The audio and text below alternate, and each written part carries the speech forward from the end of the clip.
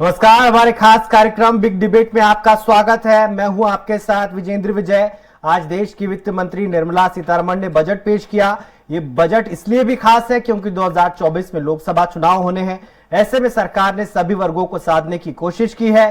सरकार ने किसान से लेकर कर्मचारी तक को खुश करने की कोशिश की है। और क्या खास है बजट में, जानने के लिए देखिए हमारी ये रिपोर्ट। देश के आम बजट का आम से लेकर खास तक हर शख्स को इंतजार रहता है और देश की जनता की नजर भी वित्त मंत्री के भाषण पर टिकी रहती है। वित्त मंत्री का भाषण शुरू करने के साथ ही लोगों को सबसे ज्यादा जिस बात का इंतजार रहता है वो है उनकी जेब का बोझ कम हुआ या फिर बढ़ गया। वित्त मंत्री निर्मला सीतारमण ने वित्त वर्ष 2023-24 के लिए अपना बजट पेश किया। वित्त मंत्री के रूप में सीतारमण का ये लगातार 5वां बजट है। इसके साथ ही मौजूदा मोदी सरकार का आने वाला 2024 आम चुनाव से पहले ये आखिरी पूर्ण बजट है।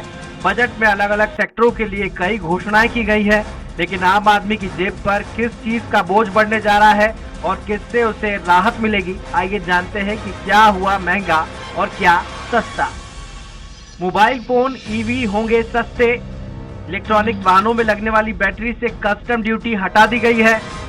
मोबाइल फोन में इस्तेमाल होने वाली लिथियम बैटरी पर सीमा शुल्क हटाया गया है और बैटरियां भी सस्ती होंगी। एलईडी और देसी चिमनी के दाम घटेंगे। सरकार की ओर से टेलीविजन पैनल में आयात शुल्क 2.5% कर दिया गया है। एलईडी टेलीविजन सस्ता कर दिया गया है। बायोगैस से जुड़ी चीजों के दाम में भी कटौती का फैसला लिया गया है। इलेक्ट्रॉनिक चिमनी पर आयात शुल्क में कटौती की गई है। फैसले के बाद इनके दाम घट जाएंगे। वहीं कुछ चीजें महंगी की गई है, उनमें सिगरेट और इंपोर्टेड ज्वेलरी शामिल है। सिगरेट पर आपदा संबंधी ड्यूटी को बढ़ाने का फैसला किया गया है। वित्त मंत्री के मुताबिक सिगरेट पर आकस्मिकता शुल्क को 16% बढ़ाया गया, जिसके बाद सिगरेट महंगी हो गई है। इसके अलावा सोना, चांदी और प्लेटिनम से बनी इंपोर्टेड ज्वेलरी महंगी हो गई है। महंगे हुए सामानों की लिस्ट आपको बता दें।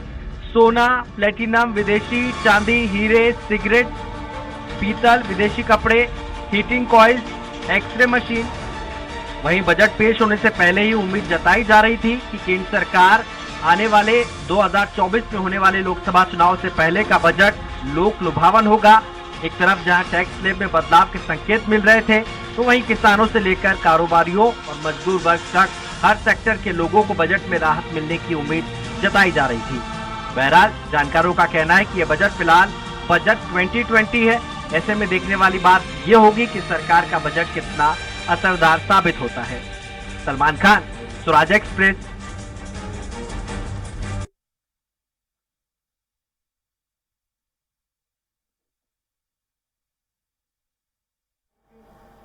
इस पर ज्यादा चर्चा के लिए हमारे साथ मौजूद हैं कांग्रेस प्रवक्ता अजय गंगवानी, बीजेपी प्रवक्ता राकेश शर्मा, सपा प्रवक्ता, सपा की वरिष्ठ प्रवक्ता शिल्पी चौधरी, आर्थिक विश्लेषक लखन चौधरी। आप सभी मेहमानों का बहुत बहुत स्वागत है स्वराज एक्सप्रेस में। मेरा पहला सवाल है राकेश जी से। राकेश जी, आपकी सरकार का ये बजट है बीजेपी का, 2024 में लोकसभा चुनाव होने हैं, आपको क्या लगता है सरकार ने हर वर्ग को साधने की कोशिश की है? आप कितने नंबर देंगे इसे?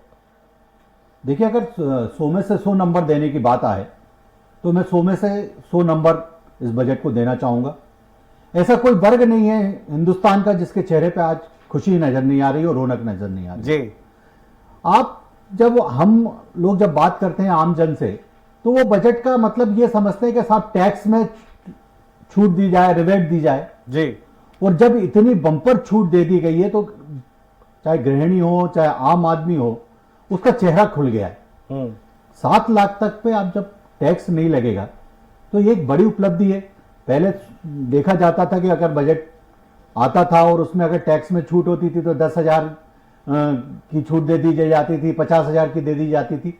इतनी बड़ी छूट की कल्पना ना कभी किसी व्यक्ति ने की और ना ऐसा संभव हो सकता है ऐसा कोई सोचता था। तो मोदी सरकार ने एक ये बहुत बड़ी उपलब्धि दी है। मुझे लगता है कि सर्वस्पर्शी जो ये बजट आया है, जिसमें वंचित वर्ग की विशेष चिंता की गई है। जो वंचित वर्ग चाहता है कि उसको सरकार की योजनाओं का लाभ प्राप्त हो, सरकार द्वारा उसको ज्यादा से ज्यादा लाभ प्राप्त हो। 70 वर्ष से इस देश में कांग्रेस पार्टी गरीबी हटाने के नाम पर राजनीति करती रही और अपनी राजनीतिक रोटियां उन गरीबों की पीठों पर सेकती रही, पर कभी भी उनके उद्धार के लिए, उनके उत्थान के लिए कोई कदम नहीं उठाया। मोदी सरकार ने बता दिया। आप देखिए कि 66% प्रधानमंत्री आवास योजना जो चल रही है उसमें बजट बढ़ाया गया है। कहीं ना कहीं हर गरीब का अपना पक्का मकान होगा, यह मोदी जी ने सिद्ध कर दिया। और जो सपने आज तक कांग्रेस दिखा रही थी उसको पूरा करने का काम माननीय मोदी जी ने किया है। आज एसटी वर्ग की बात की जाए तो कांग्रेस पार्टी सिर्फ आदिवासियों की बात करती रही। आज आप देखिए कि 740 एकलव्य विद्यालय पूरे देश में खोले जाएंगे, 38,500 उसमें शिक्षकों की भर्ती होगी। मुझे लगता है कि ऐसा कोई वर्ग नहीं है, किसान की बात कर ली जाए, महिलाओं की गृहिणी की बात कर ली जाए, आज युवा की अगर हम बात करें तो हर युवा चाहता है मेरे पास हाईटेक मोबाइल होना चाहिए। प्रधानमंत्री ने उसको देखते हुए मोबाइल सस्ते किए, घर में एलईडी टीवी हो उसको देखते हुए एलईडी टीवी सस्ती किए। हर व्यक्ति चाहता है कि साहब नशे से हमारा बच्चा दूर रहे और नशे की गिरफ्त में नहीं आए। हर व्यक्ति चाहता है सिगरेट महंगी की जाए तो जनता की बात को सुनते हुए सिगरेट महंगी की गई। मुझे लगता है कि ये सब जो चीजें हैं वो आमजन जो चाहता था आज उसकी पूर्ति इस बजट में हुई है। ठीक है, दोबारा आऊंगा आपके पास, मैं रुक करूंगा शिल्पी चौधरी जी का। शिल्पी जी सपा की वरिष्ठ नेता हैं। शिल्पी जी आपका स्वागत है स्वराज एक्सप्रेस में। कैसे देखती है विपक्ष की पार्टी के तौर पर सपा इस बजट को कैसे देखती है? क्या है, मुझे तो अभी ये थोड़ा सा समझने में, अब मैं कुछ कहूंगी तो कहेंगे कि विपक्ष के नेता हैं जी। भाई आप बताइए कि आपने कहा कि 1 साल के लिए 81 करोड़ लोगों को फ्री राशन दिया जाएगा। क्यों भाई 1 साल के लिए? क्यों? क्योंकि 2024 में लोकसभा के चुनाव। आपने रोजगारों के लिए, युवाओं के रोजगार के लिए कौन सी प्रावधान इस बजट में दिया जी? आपने युवाओं को मुफ्त राशन का प्रावधान दे दिया, उनको गारंटी दे दी कि भाई अब तुम खाओ, फ्री खाओ, कोई दिक्कत नहीं है। कोई रोजगार योजना इस सरकार के पास नहीं है।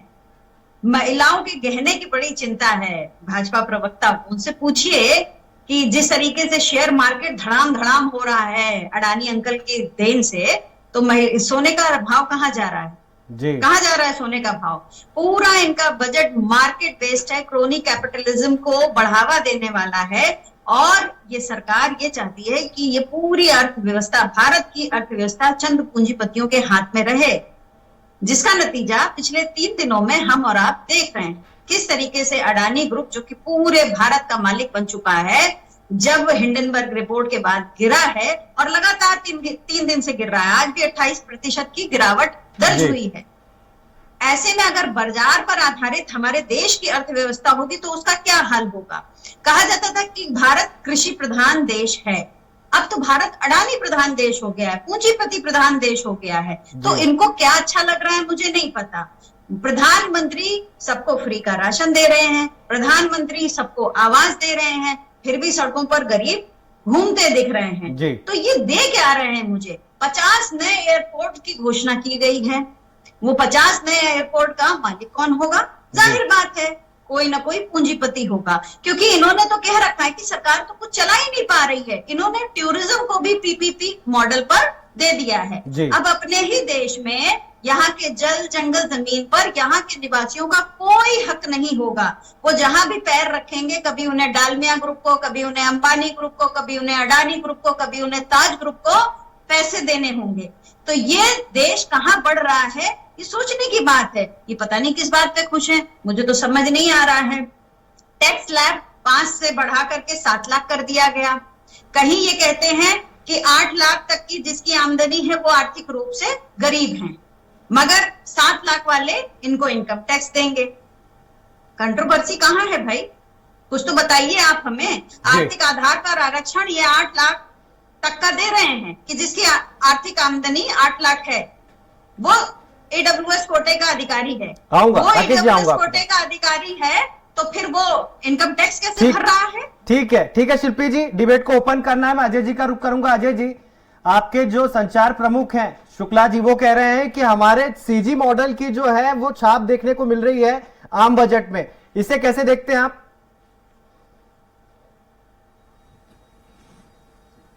विजय जी थोड़ा सा समय दीजिएगा। देखिए, अगर बात आपने संचार विभाग के प्रमुख की बात से की है तो उसी से शुरू कर देता हूं।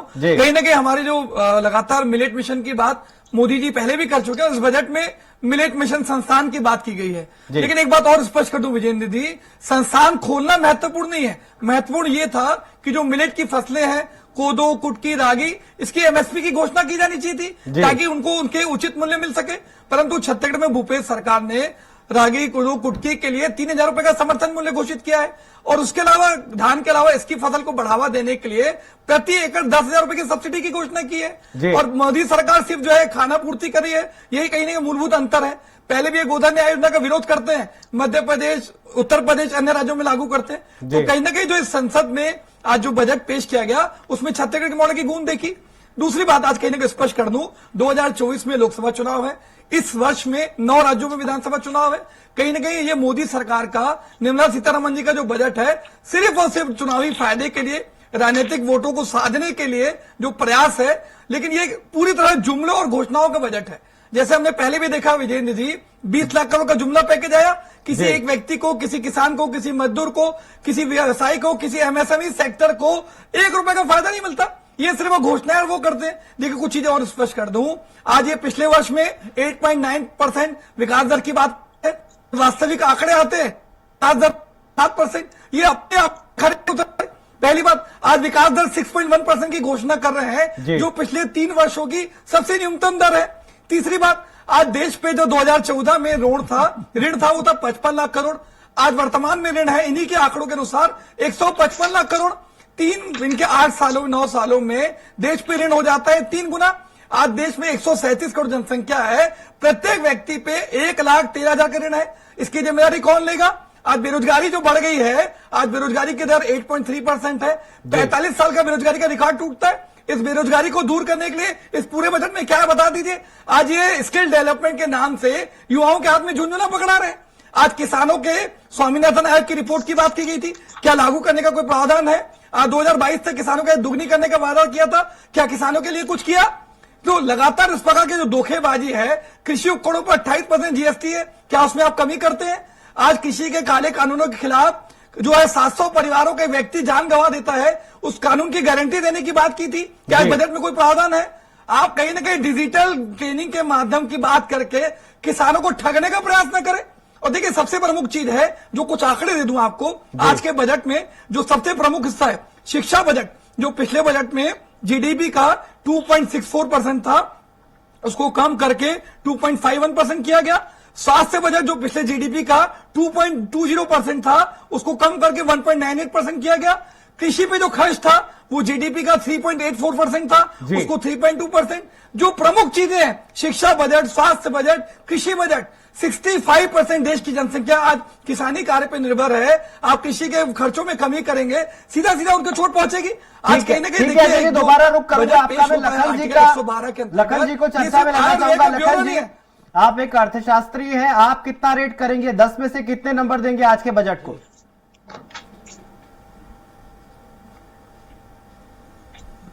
देखिए, रेट देने की बात के पहले मैं ये कहूंगा कि मिला जुला बजट है। देखिए 50-50 हम कह सकते हैं, आपने 2020 कहा था, मैं उसको 50-50 कर सकता हूं जी।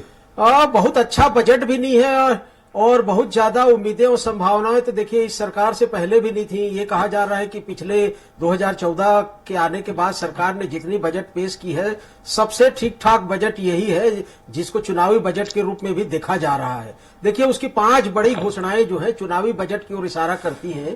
पहला तो इनकम टैक्स कर प्रणाली में जो छूट दिया गया है, भले ही वो मामूली छूट है जी। इसके बाद जो पीएम आवास योजना में जो 66% की वृद्धि की गई है, 79,000 करोड़ रुपए का जो है फंड आवंटन किया गया है, वो एक चुनावी बजट है। इसी तरह से महिलाओं को 2 लाख रुपए पर 7.5% जो एफडी ब्याज की बात कही जा रही है, वो भी चुनावी बजट है। इसी तरह से बुजुर्गों को जो दिया गया है कि सेविंग अकाउंट में 4.5 लाख से जो 9 लाख रुपए तक उनकी जो लिमिट बढ़ाई गई है, वो भी एक तरह से चुनावी बजट है। तो कुल मिलाकर जो है ये एक तरह से चुनावी बजट भी है और ये इस चीज को देखकर रखा गया है कि 2023 में 9 राज्यों में चुनाव है और 2024 में लोकसभा चुनाव है। एक और महत्वपूर्ण मुद्दा कि नॉर्थ ईस्ट के कई राज्यों में इसी साल चुनाव है जहां आदिवासी बाहुल्य है जी। छत्तीसगढ़ में भी आदिवासी बाहुल्य है, मध्य प्रदेश में भी आदिवासी बाहुल्य है, राजस्थान में भी है। इनको देखकर भी 15,000 करोड़ रुपए का इसमें प्रावधान किया गया है। तो ये 5 प्रमुख जो बातें हैं इस बजट की, जो है बजट के लिए ठीक है, मैं एक तरह से उनकी समर्थन करता हूं उनको, लेकिन बहुत से चीजें इस बजट में जो होनी चाहिए थी, देखिए कर प्रणाली को जो चेंज किया गया है उसमें कोई बहुत ज्यादा फायदा होगा ऐसा नहीं है, लेकिन उसको ऐसा हाइप दिया जा रहा है कि बहुत बड़ा जो है फायदा होगा। देखिए देश में मुश्किल से 6-7 करोड़ लोग जो है रिटर्न भरते हैं, उसमें से मात्र 1.5 करोड़ लोग टैक्स पटाते हैं। तो फायदा कितने को हुआ? केवल 1.5 करोड़ लोगों को फायदा होगा, वो भी फायदा 20,000 से लेकर 52,000 तक होगा। आप देखिए महंगाई जो है जिस कदर पिछले 1-1.5 साल से लगातार 6% से ऊपर बनी हुई है, तो आप जितना फायदा दे रहे हैं उसको तो महंगाई खा जाएगी। बेरोजगारी को लेकर, युवाओं की बेरोजगारी को लेकर कहीं कोई बात नहीं है, किसानों के लिए कहीं कोई बड़ी घोषणाएं नहीं है, एमएसपी पर कोई बात नहीं हुई है। जो न्याय किसान सम्मान योजना की आप बात करते हैं, 6,000 रुपया दे रहे हैं, उससे 3 गुना 4 गुना तो लागत बढ़ चुकी है खेती में। तो कहने का तात्पर्य यह है कि बहुत सी चीजें इस बजट में होनी चाहिए थी जिनकी जो है अनदेखी इस बजट में की गई। तो मुझे लगता है कि बजट में कोई खास नहीं है।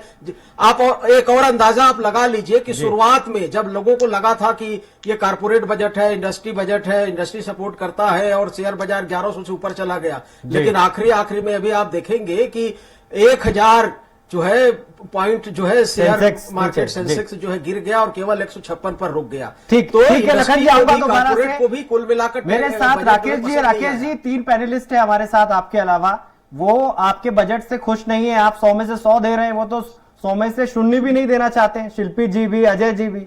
देखिए मेरा ये स्पष्ट रूप से आपके चैनल पे कहना है कि आप कांग्रेस से उम्मीद करते हैं कि वो देश की जनता के चेहरे पे खुशी आ रही है तो वो उसके साथ खुश होगी, या उस सपा से उम्मीद करेंगे कि जिसको लगातार उत्तर प्रदेश की जनता नकार रही है। अगर इनकी योजनाएं इतनी अच्छी होती तो ये आज विपक्ष में नहीं बैठे होते। मेरा एक और कहना है, अभी शिल्पी जी कह रही थी साहब बेरोजगारों के लिए कुछ नहीं हो रहा, देश में बेरोजगारी बढ़ रही है, वो दूसरी तरफ देश के उद्योगपतियों पर कीचड़ फेंकने का काम कर रहे हैं सपा का नेता। एक बात इनसे पूछे, मुलायम सिंह यादव जब इनके साथ अडानी और अंबानी के साथ चाय पीते थे, उत्तर प्रदेश में उद्योग लगाने के लिए आमंत्रित करते थे, तब ये इसी तरह की बात कर पाती थी क्या? और मोदी सरकार के आने के बाद अडानी और अंबानी आए क्या इस देश में? आए हैं क्या? तो मेरा स्पष्ट रूप से कहना है, हजारों लाखों सपा से राज्यसभा सांसद भी रहे। सर मैं वही कह रहा हूं ना, ये मैं उसी बात पे कह रहा हूं कि जब साथ में बैठ के चाय पीते थे तब ऐसे डायलॉग मार पाते थे क्या? मेरा और कहना है, आज अगर अडानी ग्रुप की बात की जाए या अंबानी ग्रुप की, लाखों लोगों को देश में रोजगार दे रहे हैं, लाखों युवाओं को रोजगार दे रहे हैं वो। आप क्या चाह रहे हैं कि बंद हो जाए? और ये जो इटली से आते थे दलाल हथियार के, जो देश का पैसा भी ले जाते थे और नकली हथियार भी दे जाते थे, उनको स्थापित कर दें।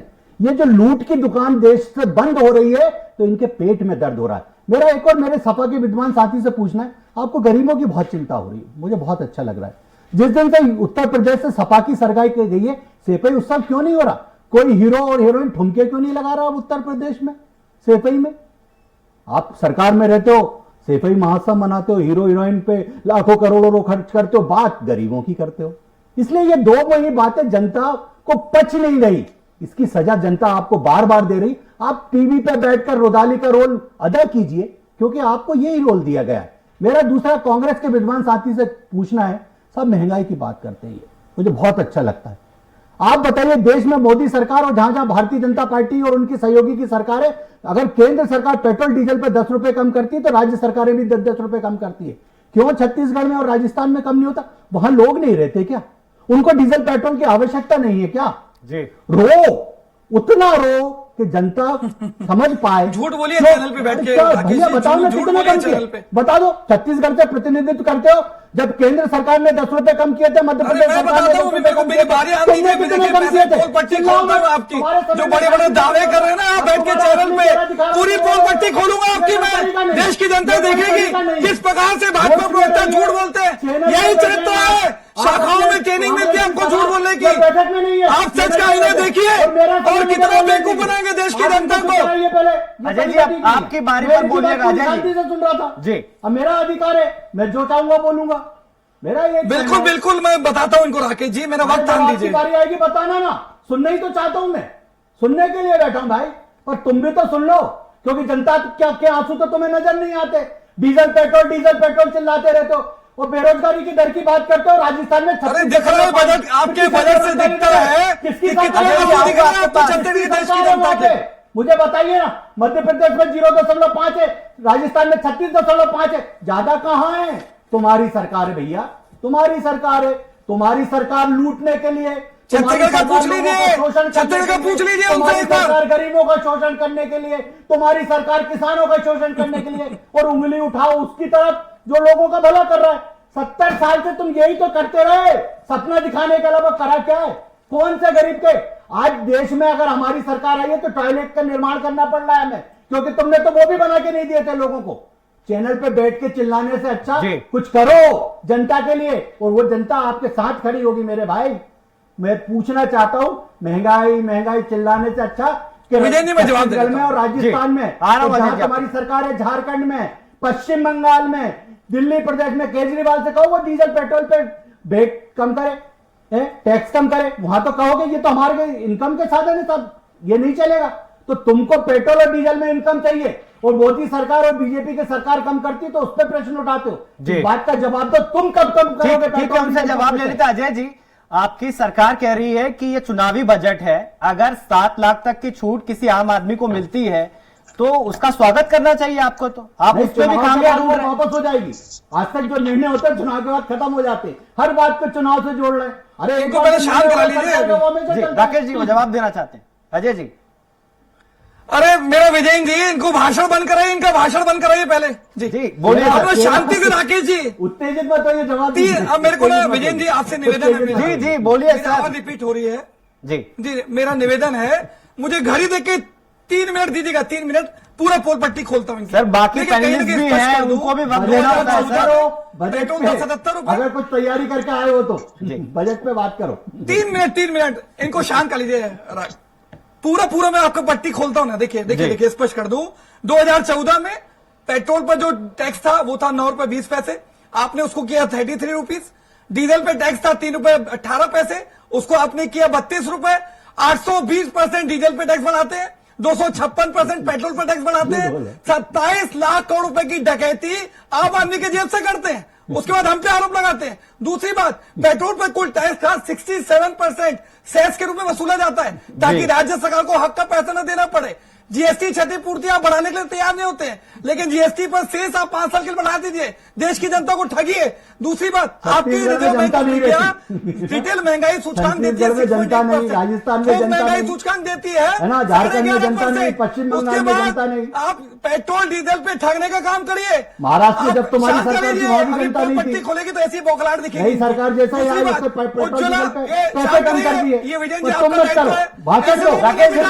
उनको अपना आंसर कंप्लीट करने दीजिए। चुप हो जाइए राकेश जी, कोई गलत तरीका है। पानी पी लो यार। अजय जी, लोगों को न मिलाए जो सच सुनने का साथ नहीं रखते। अरे दूसरी बात करो तो आज मेरी बात निकालो। देखिए, उज्ज्वला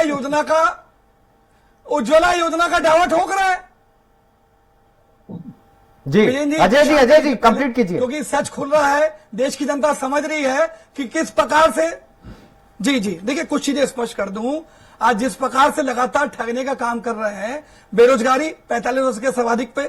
आज छत्तीसगढ़ की बात करूं, ये बेरोजगारी का मध्य प्रदेश का दावा कर रहे हैं। छत्तीसगढ़ में बेरोजगारी दर 0.3%, आपके एमपी से कम है, पढ़ लीजिए। फिर आगे देश की बेरोजगारी 8.3%। क्या बेरोजगारी कम करने की कोशिश करते हैं आप? इसके ये तरीका यही है, ये बौखलाहट देखिए। मेरा निवेदन है, ऐसा बात करेंगे, इनमें मर्यादा शांत रखिए इनको। मैंने डिस्टर्ब किया क्या? आप बता दीजिए।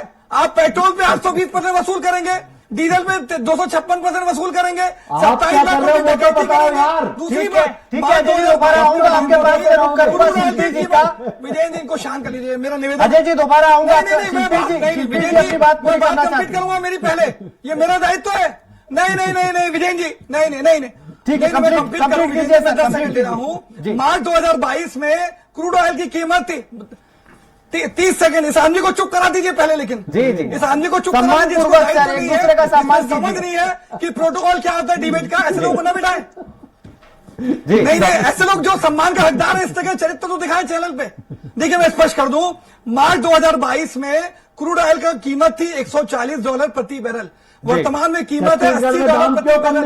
40% की कमी आती है क्रूड ऑयल में। सर जवाब मुझे शिल्पी जी के पास जाना है, अजय जी को जवाब झूठ बोलते चैनल पे, यही तरीका है इनका। आप में नैतिक साहस है तो करके दिखाइए। छत्तीसगढ़ में डीजल पेट्रोल के दाम कम क्यों नहीं कर रहा? हमने नैतिक साहस का हमारी राकेश जी, मध्य प्रदेश की शिवराज राकेश जी बोलिए यार, आपने मध्य प्रदेश में क्या किया? कम किए, डीजल पेट्रोल के दाम कम किए। राकेश शर्मा जी छत्तीसगढ़ में क्यों नहीं कर रहे हो बताओ? जहाँ पे तुम ठेकेदार हो कि देश की जनता के सामने सच पहुंचे। आप शिक्षा बजट में कमी करते हैं, आप आप स्वास्थ्य में कमी जवाब तो करते हैं, दो। आप मनरेगा के बजट में कमी करती है। डीजल पेट्रोल के दाम कर रहा हूँ शिल्पी जी का। शिल्पी जी, आपके बारे में राकेश जी ने कहा, आपकी पार्टी के बारे में, कि जब आपकी सपा की सरकार थी तो आप सफाई महोत्सव करवाते थे, उद्योगपतियों के साथ चाय पीते थे, अब आपको वही उद्योगपति बुरे क्यों लगने लगे हैं? शिल्पी जी, भारतीय जनता अरे पार्टी ये अडानी समर्थक है। जैसे पूंजीपति की प्राथमिकताओं में आज भी अडानी की गलतियां साबित करके सही साबित करने का प्रयास करते हैं। अजय जी महिला का सम्मान कीजिए। गलत बात, बिल्कुल सही बात है। ऐसे मूर्खों को, अंधभक्तों को नहीं। इनके पास नहीं, मैं राकेश शर्मा जी की बात कर रहा हूँ, राकेश शर्मा जी की बात कर रहा हूँ। इस तरीके के लोगों को बैठाएंगे आप तो फिर कोई डिबेट नहीं हो पाएगी। कुछ है नहीं तो शोर मचाना, कांग्रेस वाले ने सही शोर कह रहे हैं, मचाना। कांग्रेस वाले सही कह रहे हैं। आप ये बताइए कि बस, 6 साल बिल्कुल सही कह रहे में हैं। भारतीय जनता पार्टी ने कौन ये राकेश जी के लिए बोल रही है, आप सुन लीजिए अच्छे से। मैं भाजपा के लिए बोल रही हूँ, बिल्कुल स्पष्ट मुझे बोल मालूम रही है हूँ। सफाई आप पानी महोत्सव- पी के मेरे लिए आइए चैनल पे, पानी पी के सुन लीजिए और राकेश जी, किसी सुन को लीजिए। बीच में पानी। राकेश जी, अजय जी, आप महिला का सम्मान कीजिए आप सर। चैनल पे आके झूठ बोले सुनने का राकेश इनके जी। अंदर वो है नहीं, सुनने का इनके अंदर मात्रा ही नहीं है, सिर्फ बोलने का शिल्पी मात्रा जी, है, वही रट के अरे आते अपनी हैं। बात करिए मैडम, तो आप देख समय लीजिए, कीमती है, आप तो अपनी बात या कह मुझे रहे बोल हैं। लेने दीजिए, मैं आपको आया तमीज़ तैयारी है, करके। आपको तमीज़ है, मैं तैयारी आपको करके तमीज़ मैं है कि बोलता हूँ ना। दूसरे की बात विजेंद्र अगर आप- जी, ये आपका दूसरे की दायित्व बात है। अगर- राकेश जी, आवाज म्यूट कराइए पहले। शिल्पी जी को बोलने आप दीजिए। दिव्य तेज की आवाज म्यूट करिए, कंटिन्यू बोलो यार। ये बात ही क्या करने बोल की रही है? तमीज नहीं है, बताइए ये देखिए। इनको किसको आप लोग ये बैठा देते देखिए हैं भाई? शिल्पी जी अपनी बात पूरी कीजिए। पहली बार बैठेगा चैनल पे शिल्पी जी, पहली बार बैठी है चैनल पे, आप ऐसे पहली बार बैठी है।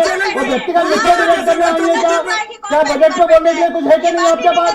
बजट पे बोलने के लिए कुछ है कि नहीं? या मेरे बारे में बोलना है तो बोलिए कंटिन्यू। राकेश जरा आपको पूरा टाइम जी, मेरे बारे में बात करिए। राकेश जी विपक्ष, राकेश जी, अजय जी, में कौन नाच रहा है स्टेज पर? रवि किशन सुनिए पहले। का सांसद नाच रहा है गोरखपुर महोत्सव में, वहां पर नृत्य बालाएं नाच रही हैं, उस पर कोई बात नहीं होगी। सैफई महोत्सव तो 50 साल पहले से हो रहा था और अब भी हो रहा है, लेकिन आपको दिखेगा नहीं क्योंकि सारे व्यस्त हैं गोरखपुर में। राकेश जी, बची उनको बात पूरी करने अंबानी, दीजिए सर। तो अंबानी तब भी था, अंबानी ने अपना पावर प्लांट लगाया है। आप बताइए ना, पावर प्लांट लगाया था, यहाँ तो आपने सारे एयरपोर्ट बेच दिए, यहाँ तो आप रेलवे बेच रहे हैं। समाजवादी पार्टी ने किसको क्या क्या पहली दिया? बार चैनल पे अरे देखिए चौधरी क्या? चरण सिंह ये देखो एयरपोर्ट, इधर एक सेकंड, भोपाल एक में सेकंड। बैठ के उत्तर ये प्रदेश का एयरपोर्ट कुछ का नहीं पूरा पता रिकॉर्ड कौन सा चलेगा। किया? पूरा बेच करके जितना खा गए होता है हो क्या? तुम लोग। लीज चार जितना होता है क्या? विजेंद्र जी, आपका दायित्व है कि सबसे स्वराज एक्सप्रेस की प्रतिष्ठा पे डाल लग रही है आपकी। राकेश जी, आप एकदम सुन रहे हैं, राकेश जी, चैनल पे बैठ उनकी के। बात जो भी होने दीजिए, उसके बाद कॉमेंट कुछ भी कीजिए सर। बोलना, चैनल पे कुछ भी बोलना, कुछ भी बोलना। राकेश जी, ऐसे डिरेल हो जाएगी सर, डिबेट ऐसे डिरेल हो जाएगी, बोलने दीजिए। ये क्या एंकरिंग कर रहे हैं, शिल्पी जी। बता दीजिए। बजट कैसे नहीं करेंगे डिरेल? गवर्नमेंट इनकी डिरेल है, बजट कैसे नहीं डिरेल करेंगे? इनकी वित्त मंत्री आएगी, कहेगी मैं तो जानती नहीं क्योंकि मैं तो ये खाती नहीं हूँ, मुझे कोई फर्क नहीं पड़ता। जीएसटी पर आप टैक्स लगा रहे हैं, आप कृषि उपकरणों पर GST टैक्स पे लगा टैक्स रहे लगाए। हैं, फिर आप कहते हैं हो कि गया। बजट जो है लोगों के लिए बहुत अच्छा है। आप कहते हैं कांग्रेस ने ये नहीं किया, कांग्रेस ने वो नहीं किया, समाजवादी ने वो नहीं किया।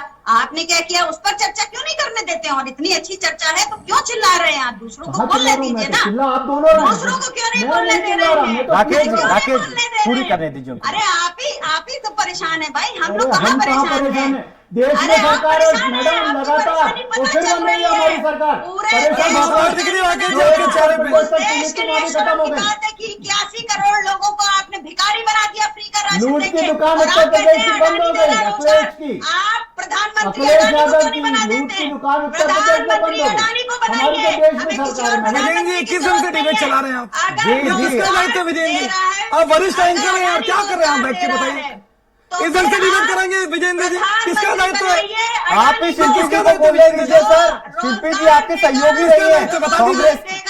हम उसको जो रोज ये राकेश जी को बंद तो कराइए, मुंह तो बंद कराइए राकेश जी का, हद हो गई यार। कहाँ बंद करेंगे? उनके पास कुछ बोलने के लिए है ही नहीं, तो वो सबको परेशान करेंगे। अरे भाई जो रोजगार देगा हम उसको प्रधानमंत्री दाव तो करिए। आप कह रहे हैं कि विजय जी क्या कर रहे हैं आप बैठ के, मेरे को बताइए। शिल्पी जी बात कर रहे हैं सर, अजय जी शिल्पी जी बात कर रहे हैं। किसका दायित्व है विजेंद्र जी? शिल्पी जी बोल रही है सर, बोलने दीजिए उनको। अरे मैं सुन रहा हूँ, ये बीच में बंद तो हो जाए आदमी। मैं बोलूँ तो वो बोलता रहेगा, शिल्पी जी बोलेंगे बोलता रहेगा। क्या मतलब है? भाषा की मर्यादा का ध्यान रखिए आप लोग। किसका दायित्व है ये? स्वराज एक्सप्रेस का दायित्व आपका। प्रवक्ता को आप ऐसे मेरा एक ही निवेदन है विजेंद्र जी, समय मत खराब कराया करिए। ऐसे प्रवक्ता को बिठाएंगे आप लोग? डिबेट नहीं हो पाएगी जी। मैं रुक करूंगा अजय जी का। अजय जी आपकी पार्टी पर सारे आरोप लगाए कि आपने गरीबों की पीठ पर रोटी सेककर सरकारें चलाई है, गरीबों के लिए कुछ नहीं किया है, इस पर क्या कहेंगे आप? मैं इसका जवाब देती हूँ, कांग्रेस ने एक काम नहीं किया है। बहुत अच्छा प्रश्न आपको स्पष्ट कर दूं। 2000 मेरा सवाल अजय जी से है। जी आऊंगा, दोबारा आपके पास आऊंगा। मैं अजय जी से सवाल कर रहा हूँ, कांग्रेस पार्टी के प्रवक्ता है। राकेश जी भाषा की मर्यादा का ध्यान रखिए आप। मैं तो कुछ बोल ही रहा यार, बैठा हूं मैं तो। जी देखिए अब मेरा निवेदन है, इनको बीच में डिस्टर्ब करने के लिए मना कर दीजिए, मेरा निवेदन है आपसे। देखिए मैं स्पष्ट कर दूं, 2004 से 2014 हमारी यूपी की सरकार रही, हमने 27 करोड़ लोगों को गरीबी रेखा से निकाला। आज ये 9 सालों में 23 करोड़ लोगों को गरीबी रेखा से नीचे ढकेल देते हैं। 9 करोड़ 60 लाख की उज्ज्वला योजना का दावा करते हैं। इन्हीं के आंकड़ों के अनुसार 90% देश की आम जनता सिलेंडर रिफिल नहीं करा पाती। आज 70 रुपए का जो पेट्रोल था वो 100 के पार है, आज 56 रुपए का डीजल है वो 90 के पार है, 400 रुपए का सिलेंडर 1100 के पार है। ये उस पर कुछ करने का प्रयास करेंगे। आज रिटेल महंगाई दर 6.8%, थोक महंगाई दर 11.5%। इस पूरे बजट में देश का आम आदमी जो सबसे ज्यादा महंगाई से परेशान है, बढ़ती बेरोजगारी से परेशान है, आर्थिक असमानता से परेशान है, उसके लिए कोई काम किया क्या आपने? सिर्फ खोखले वादे करेंगे। आप शिक्षा बजट में कमी करेंगे, आप स्वास्थ्य के बजट में कमी करेंगे, कृषि के खर्चों में कमी करेंगे, और यहां इनके प्रवक्ता बैठ के बड़े बड़े खोखले दावे करेंगे। देश की जनता को मूर्ख बनाना बंद करिए। 9 साल तक बेवकूफ बना रहे हैं आप, और कितना बेवकूफ बनाएंगे देश की जनता को? दूसरी बात, आज ये लगातार दावा कर रहे हैं भुखमरी इंडेक्स, जो सबसे प्रमुख इंडेक्स माना जाता है, हम पाकिस्तान, बांग्लादेश, श्रीलंका से भी नीचे 101 स्थान पे बैठे हैं। आज जो है 45 साल का बेरोजगारी का रिकॉर्ड टूट जाता है। तो इस प्रकार के खोखले दावे न करें। 55 लाख राकेश जी आपके पास, लखन जी के पास जाऊंगा। प्रत्येक व्यक्ति पे 1,13,000 का ऋण है, कौन जिम्मेदार है उसके ऊपर? तो इस प्रकार का जो घोखला दावा अजय जी करने का जो प्रयास न करें। एक भी योजना क्या युवा के लिए आई, क्या महिला के लिए आई, क्या सीधा फायदा आम जनता को मिला? 10 सेकंड आखिरी और लूंगा, ये जो 7 लाख के बाद 10 सेकंड आखिरी ले रहा हूं जी। जो सबसे प्रमुख आज ये भाजपा प्रवक्ता दावे कर रहे हैं कि 7 लाख की लिमिट की है, उसको स्पष्ट कर दूं। इस 7 लाख की लिमिट में सबसे जो प्रमुख शर्त है, न्यू टैक्स रिजीम को अपनाना पड़ेगा। न्यू टैक्स रिजीम को जब अपनाएंगे तो आपको ना एटीसी की छूट मिलेगी, ना आप जो लोन का ऋण पटाते हैं उसकी छूट मिलेगी, ना एलआईसी म्यूचुअल फंड्स का जो ऋण पटाते हैं उसकी छूट नहीं मिलेगी। तो कान आप ऐसे पकड़ेंगे, आप नए छूट के नाम वो जवाब ले लेते हैं। राकेश जी आम नागरिक को आपकी सरकार है, लोकप्रिय सरकार है जैसा कि आप कहते हैं, लेकिन महंगाई कैसे कम होगी इस बजट में नजर नहीं आता है। किसानों को कैसे फायदा होगा? आपकी पार्टी कह रही है कि हम लोन देंगे, लोन देने से लोगों का विकास होता है क्या सर? देखिए सबसे पहले तो एक बात मैं स्पष्ट कर दूं कि मेरे विद्वान साथी ने जोर जोर से चिल्लाया और एक बात कही, सब स्वास्थ्य का बजट कम हो गया जी। सर कोरोना काल के कारण स्वास्थ्य का बजट बढ़ाया गया था। अब कोरोना की स्थिति क्या है ये किसी से छुपा नहीं जी। शिक्षा सर मैं आ रहा हूँ ना सर, शिक्षा पे भी बात करिए। सब पे आ रहा हूँ, सब पे आ रहा हूँ ना सर। 750 अजय जी आराम से, ये इस तरीके से नहीं, उनको राकेश जी को बोलने दीजिए सर, डिले हो जाएगी देश की जनता को। जी राकेश जी चिल्लाई, राकेश बोलूं अगर अनुमति हो। मेरा निवेदन है, क्या आपका विधानसभा का सत्र सर, राकेश जी को बोलने दीजिए sir please. Rakesh ji sir मैंने जो कहा, अरे आप तो वैसे ही चला रहे थे राकेश जी, जब मैं बोलूं तो डिस्टर्ब करो। वो भैया मुझे वहां मत बुलाया करो, आप ऐसे विद्वान लोगों के साथ मत जाया होता है। शिल्पी जी का भी, लखन जी का सबका जाया होता है। विद्वान लोग जिनको जनता जवाब दे रही है उनके सामने मुझे मत बिठाया करें। राकेश जी सुनने की क्षमता नहीं है। राकेश जी चिल्लाने की क्षमता है तो चिल्लाइए। ये देखिए, ये चिंता मत अरे करिए, ये भैया, दो कांग्रेस के प्रवक्ताओं को एक साथ बिठा दिया तब भी मेरा जवाब नहीं दे पा रही हो।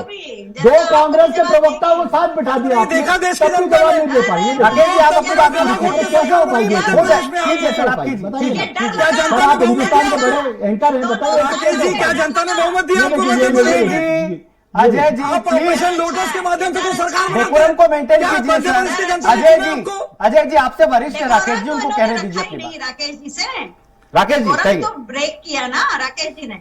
सर मेरा अरे निवेदन दावा है कर सर। रहे हैं, मेरे को बता देना मध्य प्रदेश में क्या लोकतंत्र में सरकार बनी हाँ, इनकी? गजब सर गजब डिबेट पे बात हो रही है, सरकार पे जा रहे हैं आप बजट सर। पे बात हो रही है। अरे ऑपरेशन लोटस के अरे माध्यम से तो रुदाली का सरकार रोल बनाते बजट- अदा करो, बजट के बारे में 24 बात घंटे मत करो भाई। बड़ी-बड़ी। मैंने शुरू में कहा था कि रुदाली का रोल अदा करो पर 24 घंटे मत करो। ईडी बजट में सुनना चाहती है जनता। अगली बार तो तुम्हारा चेहरा नहीं देखेगी। सरकार को गिराने इस का तरह की प्रयत्न बकवास करें। करोगे चैनल पे बैठ के तो। आज संवैधानिक संस्थाओं का दुरुपयोग न करें। अच्छा, तुम भ्रष्टाचार करो EDCB और माँ बेटे को ईडी बुलाए तो संविधानिक संस्था याद आती है। आप संविधानिक संस्था आप सभी के रावत पास बांट रहा, आपको जमीन नहीं खरीद रहा। जरा विषय से बता दो। भटक रहे हैं आप सब लोग, विषय पे 10 रहिए साल तक यूपीए की सरकार ने राकेश जी, जमीन विषय खरीदने पे रहिए। वाला राकेश जी। रावत बाड्रा आज जमीन क्यों नहीं खरीद रहा यार? बता तो दो। राकेश कैसे जी कम पड़ गए? बजट पे बात कैसे कीजिए कम पड़ गए सर, क्या? आज के बजट पे जो बात कहोगे कीजिए। वो जवाब है मेरे पास। 17 साल हो गए डिबेट करते हुए और तुम जैसो क्या बात करेंगे? मैं सब बातें कर सकता हूं मैडम। कांग्रेस छोड़ के सपा में गई है, कल पता नहीं कौन सी पार्टी में जाएंगी। इसलिए आप मुझे मत ज्ञान दीजिए। मुझे 17 साल हो गए डिबेट करते हुए। चुनी गई सरकार को गिराने की साजिश करते हैं लोग और बैठ के चैनल पे बड़ी बड़ी बातें करते हैं। मैं 17 साल से बैठता हूँ, मैं ऐसा करता हूँ। लखन जी का रुख करूंगा। लखन जी तीनों मेहमान तो हमसे नमस्ते बोलना नहीं है, लखन जी का रुख बताया कर रहे हैं। लखन जी क्या कुछ होना चाहिए था 2023 के बजट में? नहीं, ये गलत बात है। मेरे समय में अगर ऐसा महंगाई में राहत तो बुलाया काहे के लखन लिए? जी जवाब तो देने दीजिए। आऊंगा सिर्फ सर। कांग्रेस से चलवाएंगे। लखन जी काफी देर से उनके पास नहीं गया हूं। लखन जी अपनी बात रखिए। बताइए बताइए। क्या और क्या कुछ होना था बजट में जिससे महंगाई से राहत मिलती, युवाओं को रोजगार मिलते? लखन जी बिल्कुल, देखिए महंगाई और रोजगार को लेकर ये बजट जो है चुप है।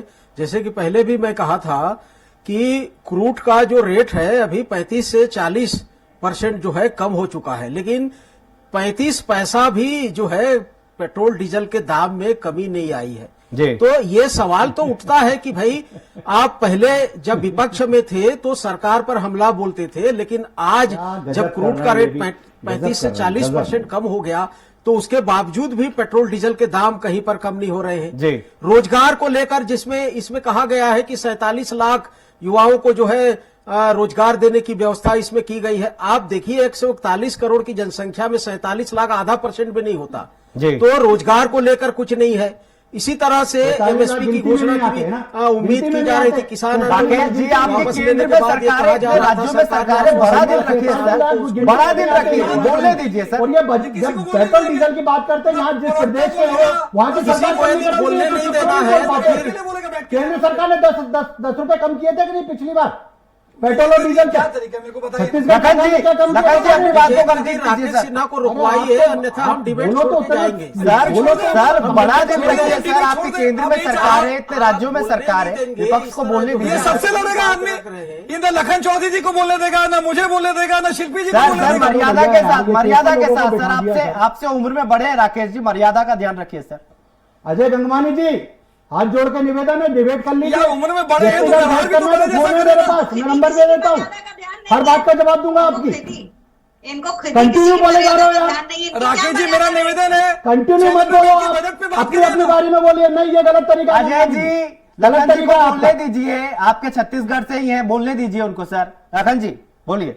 विजेंद्र जी आपने देखा ना, लखन चौधरी बोले अरे यार, ये थे, लखन चौधरी बोले थे, कौन डिस्टर्ब किया बोल रहा उनको? हूँ तब भी उनको तकलीफ है, तो इससे क्या मतलब है विजेंद्र? भैया क्या मतलब 43 है? लाख कोई रोजगार नहीं होते क्या? ये बता दो मुझे। आप मुझे इस बात का जवाब दो। राकेश जी, एक व्यक्ति को भी अगर रोजगार मिल रहा है तो मिल रहा है। राकेश जी, 43 लाख लोगों को एक रोजगार जवाब देने की बात दीजिए, हो रही है। राकेश जी। आप कह रहे कोई रोजगार नहीं मिल रहा। अगर आपका एजेंडा सेट है तो तो बोलते रहिए, मुझे कोई दिक्कत नहीं है। मैं तो सोच रहा आप विद्वान है तो विद्वान तरह की बात करेंगे, आप तो अजीब तरह की बात कर रहे हैं कि 43 लाख रोजगार कुछ नहीं होते, 43 लाख रोजगार कुछ नहीं होते, कुछ नहीं कर रहे 43 लाख रोजगार, खुद अपने मुंह से कह रहे हो आप, और उसके बाद कह रहे हैं कुछ नहीं है कुछ। अरे अच्छे की बात है ना, कुछ भी बोलेंगे क्या, आप ये कुछ भी बोलेंगे क्या? 43 लाख रोजगार इनके सामने रोजगार नहीं है, ये बता दे फिर कितने होना चाहिए? सर आबादी के अनुपात में तो बेहद कम है, ये तो मानना पड़ेगा। मेरा ये कहना है कि अभी लगातार 3 महीने से लगातार केंद्र सरकार 1,70,000 लोगों को सरकारी नौकरी दे रही है, उसके बारे में तो बात नहीं हो रही है। अभी दिए ना सबको करोड़ में, 125 करोड़ में। अरे भैया तो कितनी होती है सरकारी नौकरी, कितनी होती है? जरा विद्वान ये बता दो कितनी होती है सरकारी नौकरी, मुझे बता तो दो कितनी होती है, कितनी पढ़ी लिखी हो, कितनी समझदार, ये आपकी बातों से समझ में आ रहा है। गजब कर रहा है। राकेश जी उनको अपनी बात पूरी करने दीजिए सर। अपनी बात पर अड़े रहना तो ऐसे डिबेट नहीं होता भाई। अरे डिबेट कैसे होता है वो मुझे मालूम है, पर आप ये जो कह रहे हैं 43 चारों से निवेदन है मेरा, आखिरी के 5 कम नहीं हो रहा। राकेश जी आखिरी के 5 मिनट है, एक कमेंट सबसे चाहूंगा मैं रुक कर रहा हूं लखन जी का। सर अपनी बात पूरी कीजिए आप, आखिरी 5 मिनट है सर जी। लखन जी 1 मिनट है आपके पास। इस बजट से जिस तरह के उम्मीद थी लोगों को, वो उम्मीद जो है मुझे लगता है पूरी नहीं हुई है कि प्रचंड बहुमत की सरकार शिक्षा को लेकर, स्वास्थ्य को लेकर, रोजगार को लेकर, महंगाई को लेकर जिस तरह से उम्मीद आम आदमी बैठा था लेकर कि इस चीजों में कुछ करेगी, उन चीजों में उम्मीदें पूरी नहीं होती, तो कम से कम मैं जो है इस बजट से संतुष्ट नहीं हूं। ठीक है सर, आप संतुष्ट। शिल्पी जी आप कैसे देखती हैं इस बजट को, इससे क्या फायदा होगा जनता को? बहुत फायदा होगा भारतीय जनता पार्टी को। बहुत बड़ा रोजगार दिया है भारतीय जनता पार्टी ने पिछले 8 साल में, आपको नहीं पता और शायद इनको भी नहीं पता। ट्रोलर्स की एक बड़ी फौज इन्होंने खड़ी की है, चवन्नी छाप ट्रोलर, 2 रुपए ट्वीट करने वाले ट्रोलर, उनको ये बहुत बड़ा रोजगार दे रहे हैं। सर आऊंगा, 1 मिनट है सबके पास, सबको बोले सर, मेरे को कोई दिक्कत नहीं है, आपके चैनल फाइनल कमेंट आपसे ही लूंगा मैं। तो इतना बढ़िया बजट तो भारतीय जनता पार्टी के लोग ही प्रस्तुत कर सकते थे, और कुछ इसमें बात करने लायक अगर होता तो वो प्रवक्ता उस पर बताते ना। क्या बताया, वो पूरी डिबेट में सबके सामने है। इन्हें सैफई याद आ गया, इन्हें कांग्रेस के सारी चीजें याद आ गई, इटली याद आ गई, लेकिन इन्हें बाकी चीजें याद नहीं आई कि इन्हें क्या देना चाहिए। जब बताया कि एयरपोर्ट भेज दिए, जब बताया कि रेल भेज दी, तो कह रहे हैं किसने भेज दिया, और कह रहे हैं 1.25 लाख हमने दे दिया। आऊंगा वो बता दीजिए ना मुझे, कौन सी रेल बिक जाए, कौन सा एयरपोर्ट बिक जाए, वो बता दीजिए। शिल्पी जी आप, शिल्पी जी अजय जी का मौका है। अजय जी आपको क्या लगता है 2024 में इस बजट का कितना इंपैक्ट होगा बीजेपी को? आपकी पार्टी कह रही है कि कुछ नहीं हुआ है, लेकिन लोग तो तारीफ कर रहे हैं इस बजट की। कोई तारीफ नहीं कर रहा, सिर्फ भारतीय जनता पार्टी के लोग तारीफ कर रहे हैं। देखिए विजय जी, सबसे महत्वपूर्ण जिम्मेदारी वर्तमान सरकार की ये होती है कि जो बजट हो वो सर्वजन हिताय, शांत करा लीजिए यार। क्या मतलब विजय जी बताइए ना। देखिए मैं स्पष्ट कर दूं, कहीं ना कहीं देश की वर्तमान सरकार का ये नैतिक दायित्व है कि जो बजट होना चाहिए सर्वजन हिताय सर्वजन सुखाय, मतलब प्रत्येक वर्ग, चाहे किसान हो, युवा हो, महिला, उसके हितों का ध्यान रखना चाहिए। लेकिन यहाँ पे बैठ के हंस सकते हैं, झूठ बोल सकते हैं, गलत आंकड़े पेश कर सकते हैं, यही इनका चरित्र है। आज ना मुझे बोलने देना चाह रहे हैं, न लखन चौधरी जी को, न सपा के प्रवक्ता को। ये जो इनका चरित्र है, आज इनके खिलाफ जो बात करता है वो लोकतंत्र विरोधी है। इनको जो आईना दिखाता है वो राष्ट्रद्रोही है। क्या ये लोकतंत्र की परिभाषा है? ठीक है। इस प्रकार से तमाम जो आरोप है देश की आवाज जवाब लेने दे। Rakesh ji over to you, आप बताइए सर। आपसे तो आपका विपक्ष हमेशा नाराज रहता है, वो तो कह रहा है जनता को भी कुछ नहीं मिला है। 2 करोड़ नौकरियों का वादा प्रधानमंत्री ने किया था कि हर साल देंगे, और ये आपका 9वां साल है सरकार का, क्या कुछ मिला जनता को? देखिए अभी मेरे एक विद्वान साथी कह रहे थे सब 47 लाख रोजगार की घोषणा हुई है, मात्र कुछ नहीं होता। ये अब इनके सामने कुछ नहीं होता। कारण क्या है, जो भ्रष्टाचारी लगातार अब जेल जाने वाले हैं तो क्या करें, कीचड़ उछालेंगे। आज ये बताइए कि लगभग 22 करोड़ लोगों को, लगभग 22 हजार करोड़ लोगों को, फाइनल कमेंट है, लगभग 22,000 करोड़ लोगों को आयुष्मान योजना का लाभ प्राप्त हो रहा है। ये स्वास्थ्य के लिए रो रहे हैं, स्वास्थ्य व्यवस्था के लिए रो रहे हैं। देश में एम्स की संख्या बढ़ाई जा रही है, देश में मेडिकल कॉलेज की संख्या बढ़ाई जा रही है, देश में नर्सिंग कॉलेज की संख्या बढ़ाई जा रही है, और ये स्वास्थ्य को रो रहे हैं। क्योंकि रोने का काम है। 22,000 करोड़ लोगों को आयुष्मान योजना का लाभ प्राप्त हो रहा है। क्यों नहीं थी कांग्रेस की सरकार में ये योजना? क्यों नहीं थी? क्यों नहीं थी? 22,000 करोड़ गरीबों के चेहरे पे रौनक आ रही है। सपा और कांग्रेस रो रही है क्योंकि गरीब हंस रहा है। बहुत बहुत शुक्रिया आप सभी सवालों का। राकेश जी आपका बहुत बहुत शुक्रिया, बीजेपी से जुड़े थे आप हमारे साथ। अजय गंगवानी जी आपका भी बहुत बहुत शुक्रिया। शिल्पी जी सपा से जुड़ी थी हमारे साथ, लखनऊ से, उनका भी बहुत बहुत शुक्रिया। छत्तीसगढ़ से हमारे साथ लखन जी जुड़े थे, उनका भी बहुत बहुत शुक्रिया। भारत दुनिया की तेजी से उभरती अर्थव्यवस्था है, ऐसे में पूरी दुनिया की नजर भारत पे होती है। सरकार विकास को गति देना चाहती है, लेकिन ग्लोबल स्लोडाउन के हालात भारत की उम्मीद को क्या झटका देंगे या नहीं, ये तो आने वाला वक्त ही बताएगा। खैर 2024 के आम चुनाव में सरकार के काम पर जनता मुहर लगाती है या फिर खारिज करती है, इन नतीजों से साफ हो जाएगा। मेरे साथ बिग डिबेट में इतना ही। तमाम खबरों के लिए बने रहिए स्वराज एक्सप्रेस के साथ। नमस्कार।